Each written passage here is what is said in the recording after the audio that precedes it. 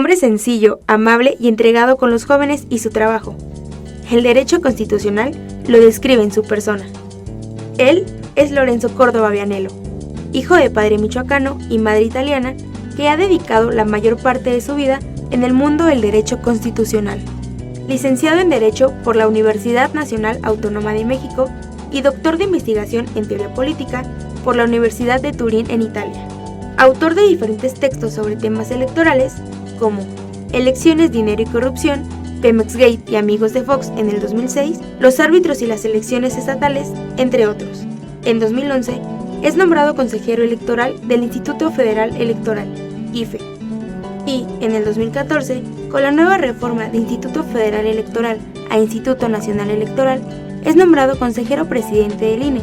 Además, combina su trabajo con la docencia, impartiendo clases en la Facultad de Derecho de la UNAM. Hola, ¿qué tal? Estamos con el doctor Lorenzo Córdoba Vianello, consejero y presidente del Instituto Nacional Electoral. Hola, doctor, ¿cómo se encuentra? Rodrigo, un placer. Encantado de estar con ustedes. Es un gusto tenerlo aquí. Primero que nada, mucha gente platica de que siempre ha sido esto su vocación, pero queremos saber quién era Lorenzo Córdoba en su juventud. Bueno, siempre he estado vinculado en términos de mi vida profesional con las cuestiones electorales. Desde que estaba terminando la facultad, mi carrera de Derecho en la Facultad de Derecho de la UNAM, fui invitado por el entonces consejero ciudadano José Woldenberg a participar como asesor suyo en el entonces Instituto Federal Electoral. Se trató de un momento interesante, de cambio muy importante en el proceso de cambio político, porque estaba comenzando la época de la así llamada ciudadanización del órgano electoral, en donde los partidos por primera vez perdieron el derecho de voto en la integración del Consejo General del IFE y una nueva componente ciudadana, precisamente los 6 consejeros ciudadanos que tenían derecho de voz, eran mayoría dentro del propio órgano. Entonces es la primera vez que, digamos, no hubo una componente política que tuviera la posibilidad de tomar las decisiones. Esa es mi primera aproximación con el derecho electoral. Y digamos, tanto mi tesis de licenciatura como mi trabajo como becario entonces en el Instituto de Investigaciones Jurídicas de la UNAM se centraron ya en los temas de democracia y elecciones, democracia, derechos y elecciones. Después de esa etapa, que fue una etapa muy importante en la que de la vida política del país, estamos hablando de 1994, que es la primera elección presidencial que no fue contestada, que no fue impugnada, digamos, como lo habían sido, por ejemplo, las elecciones de 1988. Me fui de México para hacer mi doctorado en Italia, que estuvo centrado en el tema de la democracia. Es una tesis, digamos, de teoría política y concretamente de teoría de la democracia. Después vuelvo a México.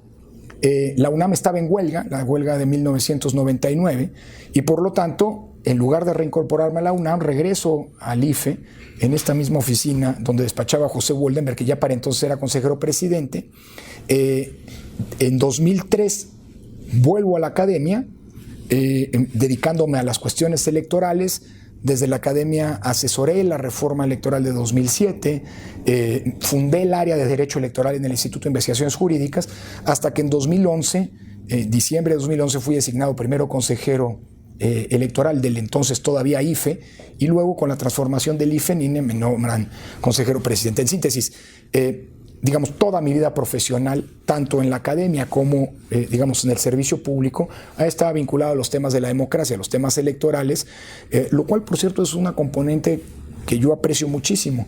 El haber vivido, digámoslo así, la práctica democrática en los órganos electorales, estoy convencido, te da muchas herramientas para el análisis académico desde el cubículo, que no habría tenido de otra manera. Y por otro lado, pues en el servicio público, tener una formación académica te da una robustez que no te da quien tiene una carrera exclusivamente en el propio servicio público. Claro, y por ejemplo, ahorita que menciona esto de que se fue a Italia a tener un doctorado, sí.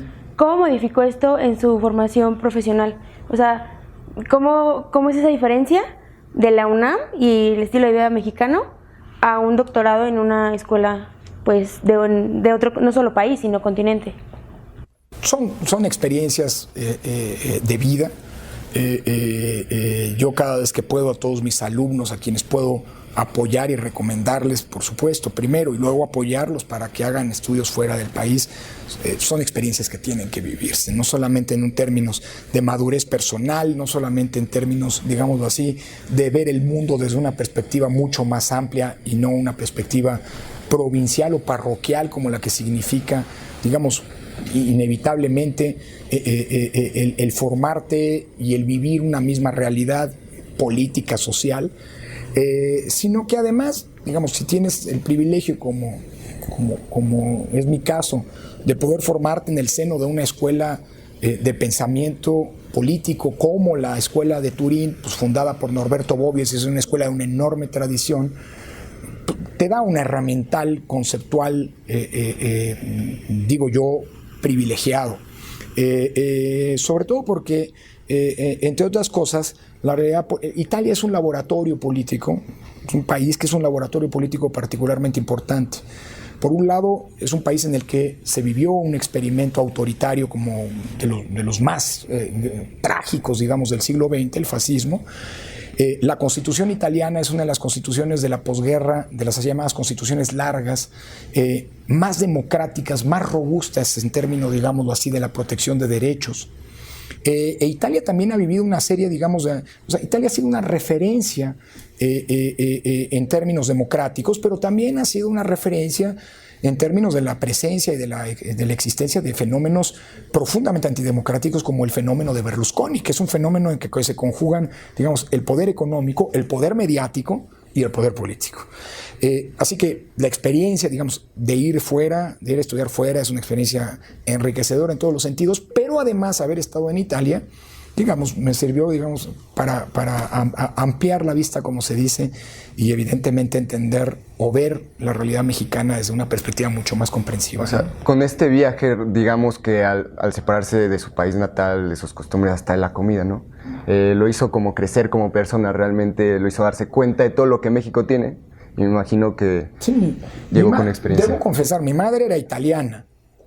Es una italiana migrada a México, que decidió que Morelia, que mi padre era michoacano, que Morelia era una ciudad, el salto de Roma a Morelia, el salto de Roma a México, a la Ciudad de México podía aceptarse, el salto de Roma a la Morelia de los años 60 era inaceptable, así que finalmente se radicó en la Ciudad de México y ambos fueron profesores universitarios, en fin, no era distante, digamos, la realidad italiana y sin embargo, déjame decirlo de esta manera, nunca comprendí las diferencias, yo me asumía, digámoslo así, como producto, digamos, de un matrimonio bicultural. Pero, digamos, empecé a ahondar y a profundizar mis raíces y mi mexicanidad estando en Italia. Pues son de las paradojas que luego, en el ámbito personal, agradezco mucho de esa experiencia de 4 años y medio fuera, ¿no? Pues, perdón. ¿Considera que su estancia en Italia lo ayudó ahora a tener el puesto como presidente del INE? Es decir, ¿lo formó más que aquí en México o fue algo neutral? Déjame contestártelo mirando a mis antecesores, de quienes han sido presidentes del INE ciudadano, ni José Woldenberg ni Leonardo Valdés hicieron posgrados en el extranjero. Ugalde sí, pero digamos, me identifico mucho más porque trabajé con él, digamos, identifico, digamos, como una figura de referencia para mí, más a José Woldenberg. Entonces la respuesta concreta es no necesariamente. Bueno, digamos, perdone que lo interrumpa, doctor. No, adelante. Vamos a un corte comercial y regresamos. Regresamos con la entrevista del doctor Lorenzo Córdoba. Como nos iba comentando en el bloque pasado, si quisiera continuar. Bueno, digamos, Italia no te condiciona, la estancia en Italia no me condicionó para estar acá, digamos, fue una serie de eventos. Incluso debo confesar una cosa, en 2007, 2008, como producto de la reforma, yo me inscribí para ser consejero electoral y no fui designado. En 2011 se me ofreció por parte de los partidos políticos integrarme al Consejo General y no acepté. Al final del día, por una coyuntura muy particular y en términos de responsabilidad, acepté incorporarme. La reforma de 2014 interrumpe, me cesa como consejero electoral. no estaba en la lógica de continuar como consejero presidente, pero digamos son las coyunturas y los momentos de la propia vida, de las trayectorias profesionales que puedes tomar o no tomar y que te van marcando. Yo creo que no, estos son, por su propia definición, no son cargos que una ruta o que una trayectoria te predetermina. Digamos, hay una multiplicidad de factores que es lo que te hace llegar. Digamos que se alinearon las cosas en términos de una trayectoria, de un reconocimiento público, de una complejidad política para hacer designaciones en las que pues mi perfil era un perfil que generaba los consensos políticos, y cuando se vencieron mis resistencias, pues acabé siendo funcionario del Instituto Federal Electoral y luego del INE después, ¿no? Claro. Bueno, y además de que es presidente, consejero presidente, perdón, del INE, sabemos que combina pues obviamente todo esto con la docencia y ha trabajado con jóvenes. ¿Cómo ha visto la participación de los jóvenes en los procesos electorales? Tenemos un desafío en términos de construcción y consolidación de nuestra democracia con la participación de los jóvenes. Sobre todo los jóvenes que son, como ustedes, los hijos de la transición. Es decir, los que no vivieron las complejidades de la propia transición, los que nunca tuvieron la oportunidad de presenciar el México autoritario que hasta finales de los 80, el México monocolor que hasta finales de los 80 existió en el país. Y eso, es decir, ustedes son hijos de la transición, su generación, los jóvenes son los hijos de la transición, pero también son constituyen la generación del desencanto con la democracia. Es decir, la generación de los chavos que no tienen un parangón para comparar dónde estamos, y que con justas razones, porque los problemas del país en términos de pobreza, de desigualdad, de falta de oportunidades, de inseguridad, de corrupción, de impunidad, pues construye una masa, digámoslo así, refractaria a la propia democracia. Y ese es el gran desafío, ¿cómo logramos involucrarlos? Si atiendes a la participación, es preocupante. Tomando en cuenta todo esto, los problemas que ha tenido el país con todo el tema electoral, ¿usted cree que es importante considerar involucrar a los jóvenes en todo este tema de las elecciones? Fundamental. Si tú tomas en cuenta todavía la pirámide poblacional, la gran mayoría de los que están a punto de cumplir 18 años o que acaban de cumplir son, para no caer en una coloquialidad casi demagógica, el futuro del país, son de los que depende, digámoslo así, la conducción política del país hacia el futuro. Entonces, si no logramos, déjeme decirlo así, hacer clic entre, digamos, la participación política, la asunción por parte de los jóvenes de su responsabilidad, en términos de construcción y recreación de la democracia, creo que vamos a tener problemas. Porque en el ambiente hay muchos elementos que pueden constituirse en un caldo de cultivo para que germinen pulsiones autoritarias. La inseguridad es la antesala del clamor popular por medidas de seguridad que restrinjan derechos. Ahí están los Estados Unidos después de 2001, del 11 de septiembre. Y yo creo que eso es justamente lo que tenemos como sociedad que inocular. E involucrar a los jóvenes, en la apropiación de las elecciones, de la participación política y de la conducción de los destinos del país. Por ejemplo, usted que imparte clases como Derecho Constitucional, que obviamente tiene muchísimo que ver con esto, claro. ¿Qué beneficios cree que tiene que los jóvenes, pues no solamente que estudien Derecho, sino de que estudien cualquier carrera, se envuelvan en este ámbito? El gran desafío que tenemos como sociedad es... déjeme contarlo con una anécdota. En 2010, cumplía 10 años de casado, me fui con mi esposa, me pasé una semana en París. Era el año de las grandes protestas en contra de los recortes del gobierno de Sarkozy al gasto social, producto de la crisis de 2009. Lo que me sorprendió de esas protestas, manifestaciones de millones de franceses en las calles, era no solamente cómo protestaban, sino el tema, el tono transversal de la protesta, el lema de la protesta, que era Sarkozy, con nuestros derechos no te metes, o Sarkozy, nuestros derechos no se tocan. ¿Qué quiero decir con esto? Que el gran desafío que tenemos en México, en términos de cultura política, es que las y los ciudadanos se asuman ante todo como titulares de derechos que no son regalados, que son exigibles, pero también como titulares de responsabilidades. Y eso implica precisamente una participación, lo que decía, una apropiación de la política, en términos no, digámoslo así, de solo exigencia, sino también de ejercicio de responsabilidades públicas. Claro. Para todo esto, bueno, muchas veces cuando los jóvenes empiezan a meterse a todo este mundo de las votaciones, Sí. pues no saben por quién votar, o sea, esta como incertidumbre de que, ok, escucho pues los meetings políticos, todo lo que prometen, comentarios, opiniones, pero nunca realmente van seguros de por quién votar. ¿Qué solución crees que el INE va a implementar para Ya eso? hay una paradoja, porque nunca como ahora las y los ciudadanos, sobre todo los jóvenes, habían tenido tantos accesos a tantos canales de información. Y esto crea confusión. Pues hombre, pero por un lado, pero por otro lado brinda una enorme oportunidad para el ejercicio del voto informado. Claro. Y yo diría que hay que saber canalizarlo.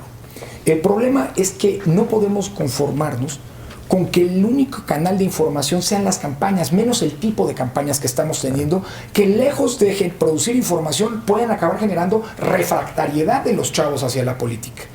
Lo que tenemos que hacer es encontrar, por un lado, esos mecanismos de información real que te den insumos para orientar el voto, porque solamente un voto informado es un voto libre, por un lado, pero también que les permita a las y los ciudadanos crear contextos de exigencia a los partidos políticos y a los candidatos. Tenemos candidatos que se conforman con competir con el eslogan, la frase bien hecha, producto de publicistas. Las canciones ahora. Los jingles, las canciones, y no información. Entonces nosotros mismos como sociedad tenemos que crear contextos de exigencia para que se nos ponga sobre la mesa a disposición información. Claro. Doctor, muy interesante esta plática. Gracias. Por ahora es momento de mandar un corte comercial. Regresamos en un momento. Seguimos con el doctor Lorenzo Córdoba. Bueno, siguiendo con este proceso del voto informado, sabemos que aquí en México la edad, pues, para ser mayor de edad o considerarse ciudadano es a los 18 años. Pero ¿usted cree que realmente a esta edad los jóvenes tenemos conciencia por quién realmente estamos votando? ¿O cree que debería como de subir esa edad? ¿O qué cree que estamos haciendo los jóvenes a esa edad? Bueno, la tendencia en el mundo es bajarla. Ahora hay una discusión, como ustedes saben, estamos en curso, digamos, de una elección para nombrar una asamblea constituyente en la Ciudad de México, en donde ya se está anticipando que el proyecto de constitución va a plantear que a los 16 años se puede ejercer el derecho al voto. Entonces yo creo que la tendencia es exactamente al revés. Históricamente así ha sido. De los 21 pasamos, la mayoría de edad, pasamos a 18 y así sucesivamente. Mira, yo creo que justamente lo que tenemos que apostar es que no nos podemos, como sociedad y como autoridades electorales, nosotros tenemos una responsabilidad pública establecida en la Constitución, que es la educación cívica. No podemos empezar a pensar, a formar ciudadanos, déjame decirlo así, a partir de los 18 años. Por eso los ejercicios y los esfuerzos que van involucrando a los jóvenes, a los adolescentes, en el asumirse como futuros ciudadanos, y esto implica involucrarse y cuestionar, en el mejor de los sentidos, la vida pública, las problemáticas que como parte de la sociedad ya están viviendo, es la mejor manera y es hacia donde hay que enfocar esto que algunos definen la construcción de ciudadanía, ¿no? ¿Cree que la edad influye? O sea, que no sé, ahorita ya se quiere implementar a los 16. ¿Influye la edad o es nada más como de informarse desde, no sé, los 12 años? Yo creo que, a ver, las edades, la determinación de la edad para obtener la mayoría de edad es un formalismo. Sí, porque hay gente muy incapaz. Sí, hombre, incapaz a ver, conozco gente contemporáneos míos que a pesar de haber pasado los 40 son más inmaduros que jóvenes de 16 años. ¿Quieres que te lo ponga así? Te lo pongo así, Verónica. No, lo que quiero decir es que nosotros no podemos partir de estos estándares, de estas categorías a partir de tal edad. No, yo creo que lo que tenemos que hacer, hay formalismos que son inevitables y que estarán establecidos y están establecidos en las leyes, pero yo creo que el proceso de formación de ciudadanos es un proceso mucho más integral y que va más allá de formalismos y que pasa por ir involucrando poco a poco. Eso no se aprende de la noche a la mañana, eso se aprende desde las mismas casas, desde la escuela, a las personas en procesos de decisión y en la asunción de responsabilidades. Al final del día, el rol de un ciudadano en democracia es ese. No es nada más participar en elecciones. Déjame decirlo así. Ese es el primer paso en términos de participación ciudadana. Lo primero que esperas de un ciudadano es que participe en las elecciones para renovar los órganos de poder público y de decisión política, decisión colectiva. Pero usted como, no solo. Usted como presidente del INE, ¿realmente qué recomienda para que la gente tenga un voto informado? O sea, ¿qué herramientas cree que son las necesarias? Lo primero es no conformarse con llegar a decidir. El proceso de decisión, para eso son las campañas electorales, para analizar las ofertas, que en ocasiones hay que aceptarlo, son muy precarias, para crear contextos de exigencia. Por ejemplo, nosotros, pongo solo un ejemplo, en la página del INE nosotros estamos subiendo los currículum vitae de los candidatos a la Asamblea del Distrito Federal de la Ciudad de México, de la Asamblea Constituyente, que es la que nos toca organizar a nosotros. Pero yo creo que ejercicios como estos, saber por lo menos por quién vas a votar, qué trayectorias tienen, qué programas políticos tienen. Mira, tanto los partidos y los candidatos como los ciudadanos vemos a las plataformas electorales como meros formalismos. Es un requisito para poder presentar candidatos, cuando allí debería ser el punto de partida del análisis de parte de los ciudadanos de por quién y por qué vas a votar. Ahí están las propuestas. Entonces, como sociedad tenemos que ser más exigentes, como les decía hace unos minutos, en este sentido. Pero también, digamos, creo que hay que, y ese es el gran dilema en términos de la construcción de cultura política o de educación cívica en el país, creo que tenemos que lograr trascender la idea de que las responsabilidades ciudadanas se acaban emitiendo el voto. Por supuesto que pasan por el voto. Por supuesto que un ciudadano que no vota está dejando que otros decidan por él. Se está aislando, digámoslo así, de los destinos políticos que le van a caer encima. Doctor. Pero van más allá, Verónica. No basta con eso.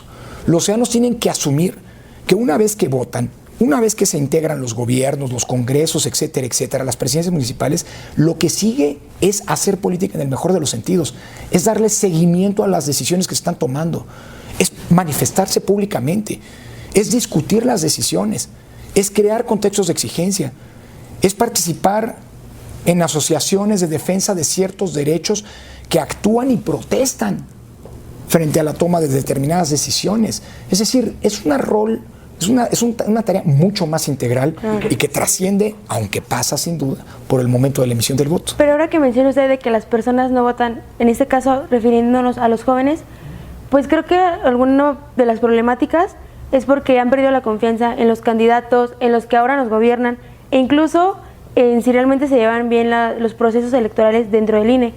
¿Qué cree que falta para poder alentar a los jóvenes o poderlos informar y voten? Porque como dice usted, o sea, es importante no solo quejarnos, sino votar. Es más grave. Yo no sé si alguna vez tú decías que perdieron la confianza en...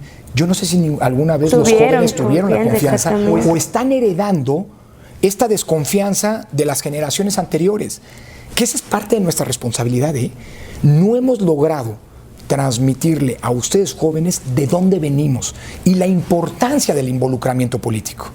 Es decir, si no hay una participación, sobre todo de los jóvenes, no solamente están dejando que otros decidan por ustedes, sino que además están siendo copartícipes, déjenme decirlo así, cómplices de que eventualmente, digamos, lo que fue una demanda de una generación, transitar a la democracia, acabe agotándose y empiecen a surgir justamente esas expresiones autoritarias de donde venimos en el pasado. Claro, o sea, no es tanto de qué hagan o no hagan los políticos, a veces también nos corresponde a nosotros como jóvenes lo que no estamos haciendo.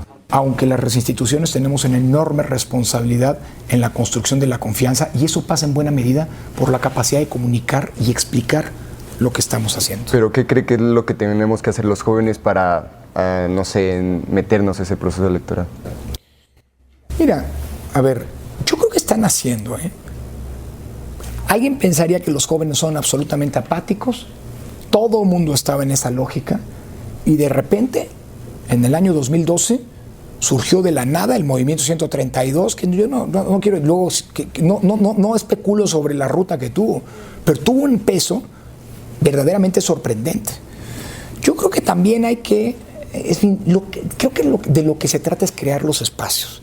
Los jóvenes son inquietos por naturaleza y no me creo eso de que son por DNA, por principio, refractarios a la política. Yo veo jóvenes cada vez más interesados. Creo que la responsabilidad que tenemos como autoridades es hacer clic con los jóvenes, lograr transmitir, lograr entender estos mensajes y estos códigos de comunicación de ustedes y sobre todo tratar de explicar, vuelvo al punto, lo que hacemos. Doctor. Creo que lo demás es algo que naturalmente verse da. Doctor, disculpe que le interrumpe. No, al Lamentablemente contrario. se nos ha acabado el tiempo. Muchísimas gracias por todo su tiempo Al y espacio contrario. que nos brindó. A ustedes. Y espero que esto nos sirva para tener un voto informado en las próximas elecciones. Muchísimas gracias por estar aquí. Gracias a ustedes, Gracias. de veras, encantado.